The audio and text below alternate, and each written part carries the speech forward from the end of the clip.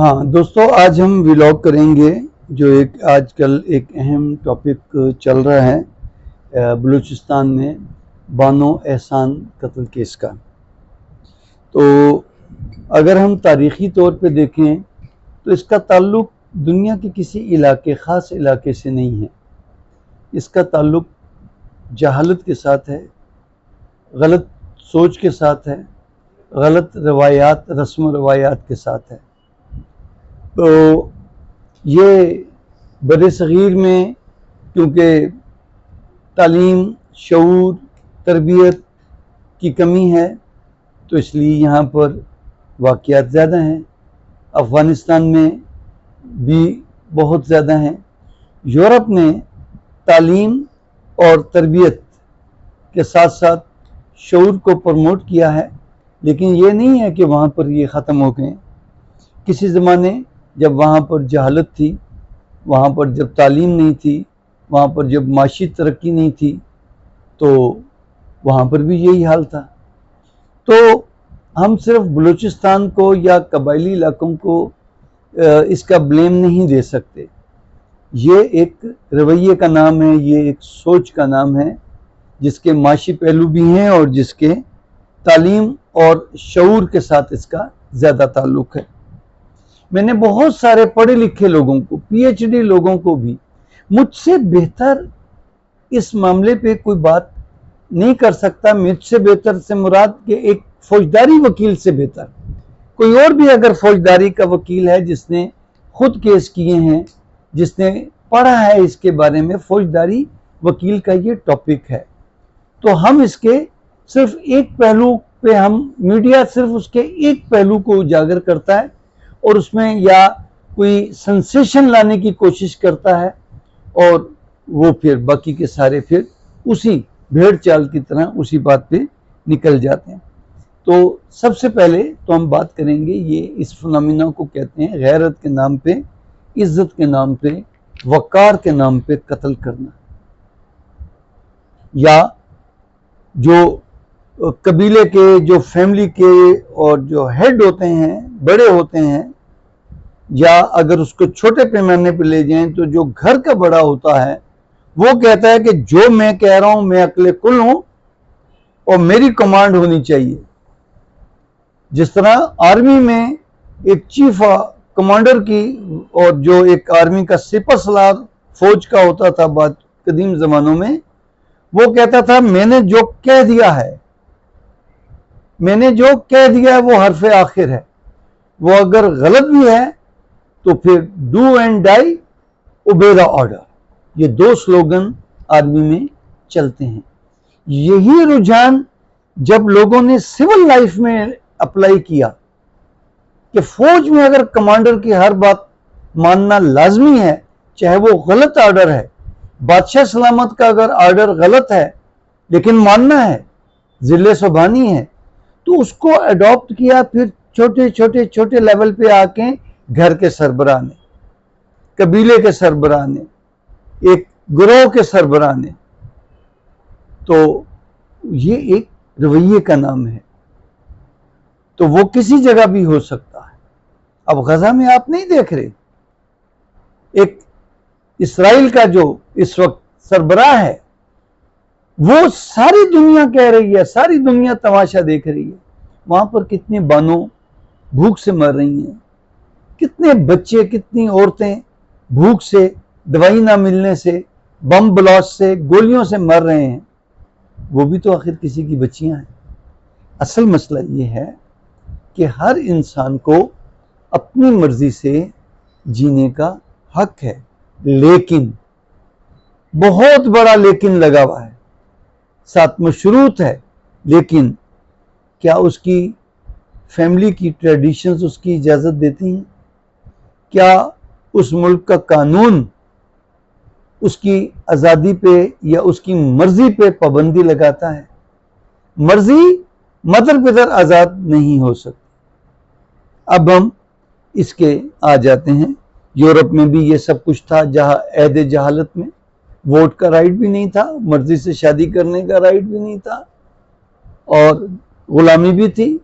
औरतों को एक प्रोस की तरह तो आज भी इस्तेमाल करता, आज भी औरत का जिस्म बिकता है मर्द की लिज्जत के लिए, मर्द की तस्कीन के लिए।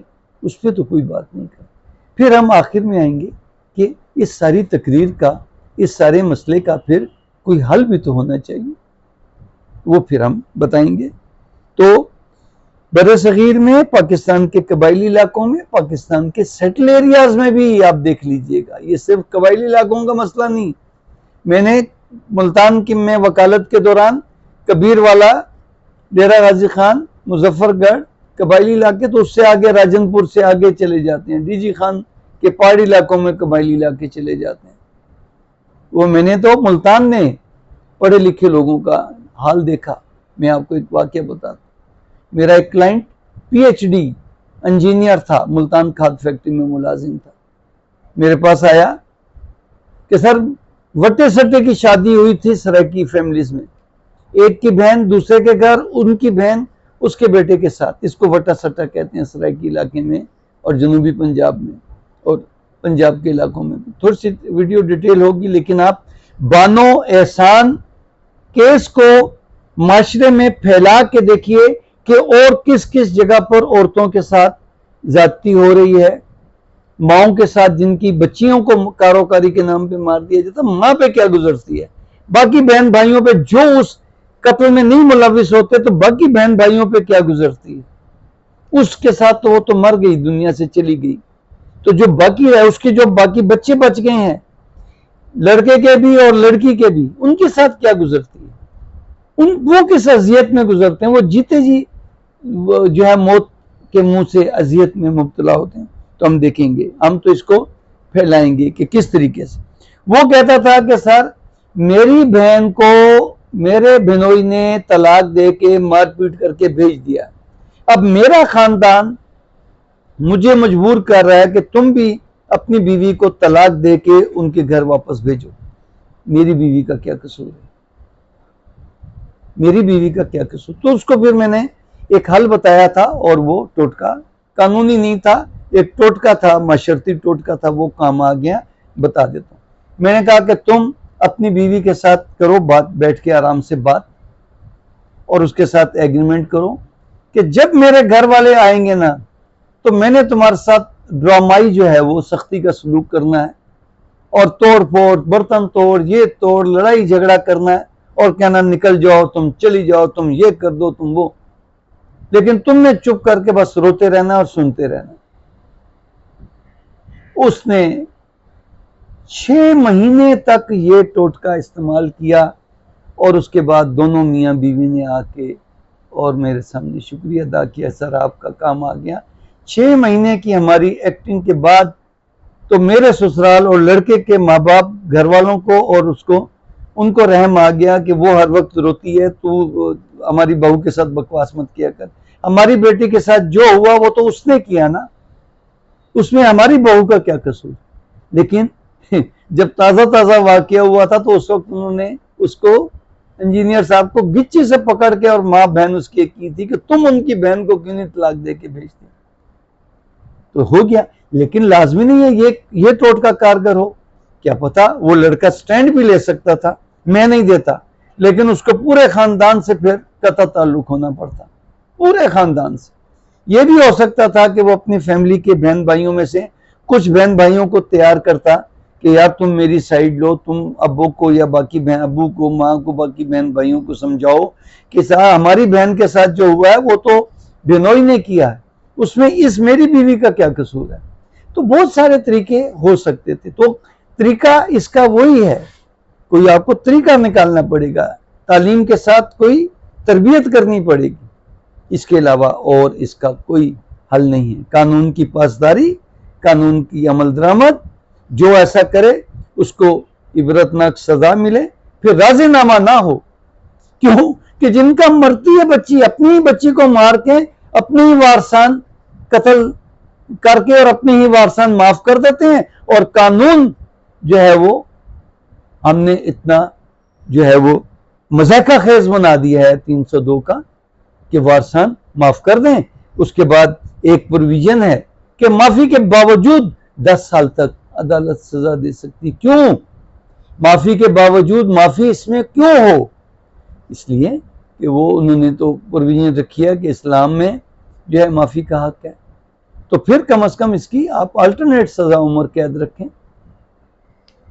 लेकिन मैंने अपने 45 साल की वकालत में किसी अदालत को राजीनामे के बावजूद भी ऐसे संगीन केस में सजा करते नहीं देखा। हालांकि लिखा हुआ है वहां पर कि अगर कत्ल के केस में 307, 308 के मुताबिक अगर राजीनामा वारसान माफ भी कर दें, दियत की रकम भी ले लें, फिर भी अगर अदालत समझती है कि केस इतना संगीन नोयत का है कि माशरे पे इसका बुरा असर पड़ेगा और इसमें सजाए मौत नहीं दे सकती, 10 साल तक सजा दे सकती, अदालतें नहीं देती। अदालतों को तो कौन पूछेगा? जरा फिर हुकूमत और चीफ जस्टिस साहब जरा पूछे ना अदालतों से, जरा ऐसे सारे केसेस मंगवाए ना अपने पास, लगाए ना रिटायर्ड जजेस को कि स्क्रूटनाइज करो कि किस केस में जज ने वाकया शहादत होते हुए भी गलत फैसले किए हैं, क्यों किए हैं। तो एक बात। दूसरा, कारोकारी है, विन्नी है, समारा है, अगवा है, गैरत के नाम पे है कत्ल, तो छोटी छोटी सी बातों पे बहनों को, बेटियों को जदाद देनी पड़ती, जदाद वरासत में हिस्सा देना पड़ता है, हिस्सा नहीं देते। कुरान मजीद से अंदरून सिंध में कुरान मजीद से शादी कर देते, कहीं लिखा है।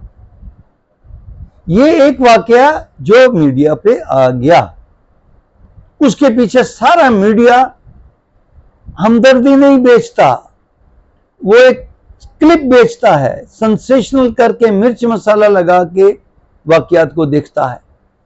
कभी जरा डेटा उठा लीजिए कि इस किस्म के पाकिस्तान में रोजाना कितने कत्ल होते हैं, उनका जिक्र ही कोई नहीं। क्यों नहीं उठाते बाकी केसों को भी कि पाकिस्तान में हर हफ्ते हर दिन इतनी औरतें बेचारी, इतनी बच्चियां कारोकारी का या जबरदस्ती निकाह कर देते हैं। वो मौत नहीं है एक औरत की। सारी जिंदगी छोटी उम्र में शादी करके सारी उम्र जूते खा खा के वो जानवरों की तरह वहां पर काम करती है कि तेरे बाप ने हमारा कर्जा देना था तो कर्जे के बदले उसने, वैसे तो नहीं बेच सकता बेटी, लेकिन आपकी कबाइल में, आपके केपीके में बहुत सारी जगहों पे बच्चियां बिकती हैं। किस पे? खर्चे के नाम पे। फरोख्त का नाम नहीं इस्तेमाल करते, नहीं, हमने बेटी की शादी किया है और हमारा रिवाज है कि लड़के वालों से पैसा लेते हैं। फिर लड़के के किरदार को किसी ने नहीं देखना, लड़के वाले ने कितने पैसे दिए हैं ये देखना है। तो इन सारे मामलात को फिर उठाएं और फिर मुसलसल उस पर बात करें। मैं देखूंगा कितने जो है वो इस केस को परसू करते हैं। कोई चशमदीद गवाह नहीं, कौन सी अदालत सजा देगी सर्कमस्टेंशियल एविडेंस पे। इस वीडियो पे जो कि वायरल हुई है, इस वीडियो की बुनियाद पे फोरेंसिक होगी और फोरेंसिक में बहुत सारी चीजें, फोरेंसिक में अभी तक तो पाकिस्तान में नहीं है, लेकिन मैंने बहुत से कुछ वाकयात ऐसे देखे कि फोरेंसिक में वो कहते हैं कि तस्वीरें साफ नहीं है, चेहरे साफ नहीं है। मैंने ऐसे वाकयात देखे, चेहरे वाकयात नहीं, चेहरे रिकॉग्नाइज नहीं हुए जी, या बड़ी लो रेजोल्यूशन कर दी जाती है। आप कंप्यूटर पे वो जो भेजेंगे आप फोरेंसिक को अपने फ्लैश में डाल के भेजिए ना, उसको आपको कंप्यूटर में उसकी रेजोल्यूशन लो कर दें। टेम्परिंग तो नहीं हुई है, कुछ भी नहीं हुआ है। कंप्यूटर के ऐसे टूल हैं कि जो उसकी रेजोल्यूशन को डिम कर देंगे, चेहरे नजर साफ नहीं आएंगे, वो रिपोर्ट लिख के भेज देंगे कि लो रेजोल्यूशन, शनाख्त नहीं हो सकती, सारे बच जाएंगे। और गैरत के नाम पे वक्ती जोश मचाने वालों, एक चीज देखो, किसी ने इसको नोट नहीं किया। मैंने इतने व्लॉग इस पे देखे हैं, किसी ने इस बात को नोट नहीं किया। मैं बता रहा हूं आपको कि वो जो सरदार साहब जिनके फैसले पे इन दोनों जो है वो बेगुनाह लोगों को जो कत्ल किया गया, उनका जब रिमांड लिया गया, रिमांड लेके जब बाहर आए, वो किस गाड़ी में उसको लेके गए? वो सरदार की अपनी महंगी तरीन, मुझे गाड़ियों का शौक नहीं है, मुझे पहचान, लेकिन वो प्राइवेट गाड़ी सरदार की गाड़ी पे गया। आप देख लीजिए वीडियो निकाल के दोबारा। आम आदमी तो पुलिस के डाले में बैठ के जाए, पुलिस की वैन में बैठ के जाए। बाकी मुल्जमान, बड़े बड़े सियासी लीडरों को आप पुलिस के डाले में बिठा के ले जाते हैं और वो पीछे से मीडिया की कैमरों में उसका चेहरा नजर आ रहा होता है। ये सरदार साहब जो है वो को बहुत बड़ी चीज थी, जो प्रोटोकॉल के साथ अपनी ही गाड़ी में बगैर हथकड़ी के जा रहे थे। हथकड़ी लाजमी नहीं है, लेकिन बाकियों को क्यों लगाते हैं? बाकी भी तो सियासी लीडर भागने वाले नहीं है, उनको तो आप जान के लगाते हैं। तो बहरहाल देखिए, वो अपनी महंगी कीमती तरीन गाड़ी में बैठ के जा रहा है, तो किसने इजाजत दी? तो पुलिस अगर रिमांड के वक्त अगर उसके साथ इतना शाहाना सलूक किया जा रहा है, तो तफ्तीश में उसके बारे में क्या लिखा जाएगा? जब तफ्तीश होगी 1 महीने 2 महीने बाद ये वाकया बैठ जाएगा। अब आइए इस पहलू पे कि उस औरत ने बड़ी दुलेरी से मौत को कबूल किया। बिल्कुल किया, ये उसका जाती फेल था। लेकिन आप बहुत सारी उन बच्चियों को जरा इमेजिन करें जो हाथ पांव पकड़ती हैं भाइयों के, माँ बाप के हाथ जोड़ती हैं और उनको तशद्दुद कर करके डांगों से, सोटों से, बेल्टों से, तारों से करंट लगा लगा के। मैं हमारे जो है वो कबीर वाले का वाकया था, पढ़ी लिखी बच्ची, MA पास बच्ची, कजन भी MA पास, दोनों कजनों ने आपस में मर्जी की शादी कर ली। बाप नहीं बचा सका अपनी बेटी को, उसने बहुत साथ दिया, बहुत खानदान के आगे पिटा, लेकिन दादा ने उस बच्ची को करंट लगा लगा के, अजियत दे दे के उसको मार दिया। मैंने बहुत केस किए इस किस्म के कि बच्चियां भाग के आई कि सर हम मर जाएंगे, वापस नहीं जाएंगे। अगर मैंने कहा फिर ऐसा करना है तो फिर ऐसी जगह चले जाओ जहां तुम्हें कोई ट्रेस ना कर सके। फिर अपने पीछे बहन भाई, माँ बाप, दोस्त यार, सबको आप खत्म करके ऐसी जगह चले जाओ, सारी उम्र ना। तो इनको पागल कुत्ते ने काटा था कि इनको कहा गया कि आओ, तुम्हारी दावत है, हम तुम्हें वापस बसा लेंगे।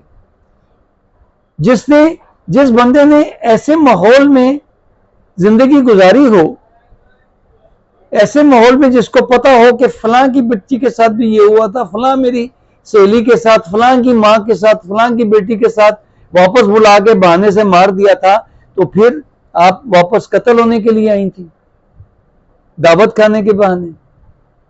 ये तो जुमला सबको याद आ रहा है। वाकई उसने बड़ी दुलेरी से मौत को लगाया कि मुझे सिर्फ गोली मारने की इजाजत है, मेरी बेहरमती ना की जाए, मुझे कोई हाथ ना लगाए।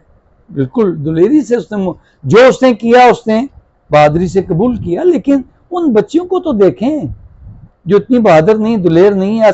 असल इशू क्या है कि कारोकारी और ये गैरत के नाम पे कत्ल क्यों किया जाए? उसकी कोई भी शक्ल हो, विनी हो, गैरत के नाम पे हो, कारोकारी हो। मैंने DG खान के बहुत से ऐसे केस देखे। मुझे क्लाइंट्स ने आके बताया कि सर असा पहले दुश्मन को कत्ल की थे, वाला असा अपनी भेड़ को पकड़ के गिना है, एक को उसको ला के हमने वहीं उसी जगह पे फेंका और उसको भी गोलियों से भून दिया। और केस क्या बना कि ये हमारी बहन के साथ गलत था, तो हमने दोनों को कत्ल कर दिया। चश्मदीद गवाह ढूंढ लो, कोई नहीं होता। 90, मैं आपको बड़े यकीन से अपनी 45 साल की वकालत की बात बता रहा हूं, 90% गवाह फौजदारी केसेस में पाकिस्तान में झूठे गवाह होते हैं, मौके पे मौजूद नहीं होते हैं, इसलिए क्रॉस एग्जामिनेशन में वो टूट जाते हैं। हम क्रॉस एग्जामिनेशन पे जब उन पे करते हैं, क्योंकि मौके पे नेचुरल गवाह नहीं होते। फिर अदालतों का तरीकेकार ऐसा है कि जरा से भी तोते की तरह रटी हुई गवाही है तो सजा, अगर जरा से भी कोई बीच में मामूली सा तजाद आ गया, वक्त का, टाइम का, मुल्जमान का, असले का, फासले का, तो अदालतें बरी करने का रुझान ज्यादा है। सर्कमस्टांशियल को तो कोई मानता ही नहीं, वीडियो को तो कोई मानता नहीं। मैंने एक या लाहौर रेलवे स्टेशन पे, गोदाम पे क्लियर वीडियो थी, फोरेंसिक भी कराएगी, वो भी पॉजिटिव रिपोर्ट आ गई।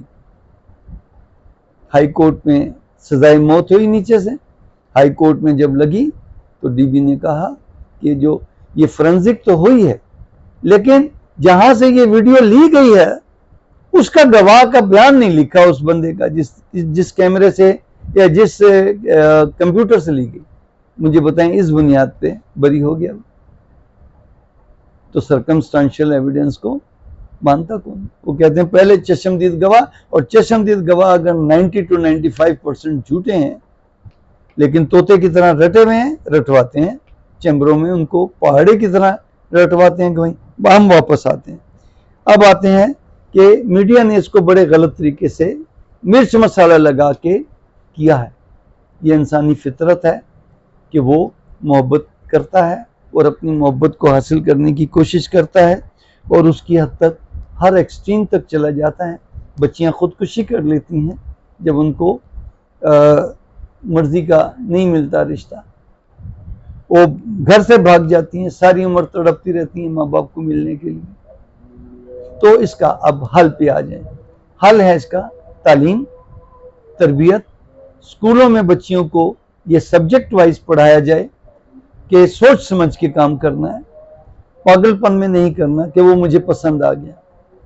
नहीं, अपने घर वालों को बच्चियों को समझाना चाहिए कि अब्बा मैं वहां खुश, मैं यहाँ खुश नहीं रहूंगी जहां आप मेरी कर रहे हो शादी। आप ही ढूंढ लो लेकिन कोई लड़का उसमें ये बातें हों। हजूर ने भी तो पैगाम भिजवाया था ना। तो मजहब में जब इजाजत है कि बच्ची से पूछ लो कि बेटा फलां लड़के को हमने तुम्हारे लिए, हमारा इरादा है, इतना ही पूछना है ना, खानदान का है। तो इसका ये है कि तरबियत दी जाए, तालीम दी जाए, और फिर दूसरा हल यह है कि कानून पे पूरा अमल हो। तफ्तीश, इन केसों की तफ्तीश एक स्पेशलाइज्ड विंग करे इन केसों की। वैसे तो हर केस की, हर कत्ल के केस की स्पेशलाइज्ड विंग करे। मैंने ऐसे वाकयात पता नहीं सैकड़ों हजारों के हिसाब से जो केसेस, मर्डर केसेस किए हैं, ऐसे पुलिस वालों को किए जिनका पहला केस होता है। मैं उनसे सवाल करता हूँ, भाई इससे पहले तुमने कितने कत्ल के केस की तफ्तीश की? कि सर ये पहले ही केस था मेरा। सब इंस्पेक्टर लेवल के लोग तफ्तीश कर रहे हैं जिनका पहला, कोई स्पेशल ट्रेनिंग नहीं है। तो क्या करेंगे? बहरहाल बहुत जुल्म हुआ इस हवाले से। अब मीडिया पे मुतजाद खबरें आ रही, कोई कह रहा है कि उनकी शादी नहीं थी, कोई कह रहा है मैं नहीं मानता कि उनकी शादी नहीं थी। ये जान के वजीर आला बलूचिस्तान ने गलत खबर दी है अपने कबायलियों को बचाने के लिए, खुश करने के लिए। एक ऐसी लड़की जो इतनी दिलेर है कि वो मौत को मुंह लगाती है और कहती है कि गोली मारने का ऑर्डर है, मेरे जिस्म को मेरी तजलील नहीं करनी, तो वो उस बंदे को, एहसान को, अपने जिस्म को हाथ लगाने देती बगैर निकाह के? नहीं देती। जो अपने बच्चों को छोड़ के चली गई, जो इतनी मजबूत किरदार की थी कि जो उसने दुश्मनों को, मौत को, इतनी उसने बहादुरी से मौत को मुंह लगाया, तो वो ज़ना की मुर्तकिब होगी। शादी उन्होंने की होगी। ये वजीर आला साहब से तलत हुसैन साहब ने ये सवाल पूछा था कि आपने ये लफ्ज क्यों कहा कि उनके मियां बीवी का ताल्लुक नहीं था? उनको फायदा पहुंचाने के लिए। वो एक पढ़े लिखे एंकर है ना, एक उनकी तहकीक है ना, कि उन्होंने उसी सवाल पे दिया और वो चिढ़ के वो नहीं गए, लेकिन उस हद तक गए कि मैंने सच बताया। वो क्या बगैर तहकीक के कैसे सच बता दिया? अभी तो एक दिन हुआ, 2 महीने पहले का वकूआ है। आपकी एडमिनिस्ट्रेशन तो ये है कि आपको पता ही नहीं चला, आपने ये पर्चा ही नहीं किया। अब जब मीडिया पे शोर मचा तो आपने पर्चा दे दिया हुकूमत की मुदियत में।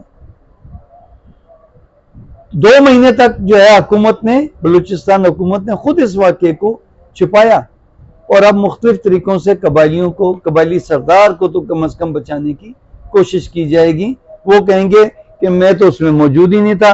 जरगे की कौन सी वीडियो है जी? जरगे का कौन सा मेंबर गवाही देगा कि सरदार ने यह फैसला किया था? वो कहेंगे तो घर वालों का फैसला था। सारा मलबा घर वालों पे डालेंगे। घर वाले कहते हैं हमारी बेटी हमने मार दिया, लड़के वाले कहेंगे हमारा लड़का था हमने मार दिया।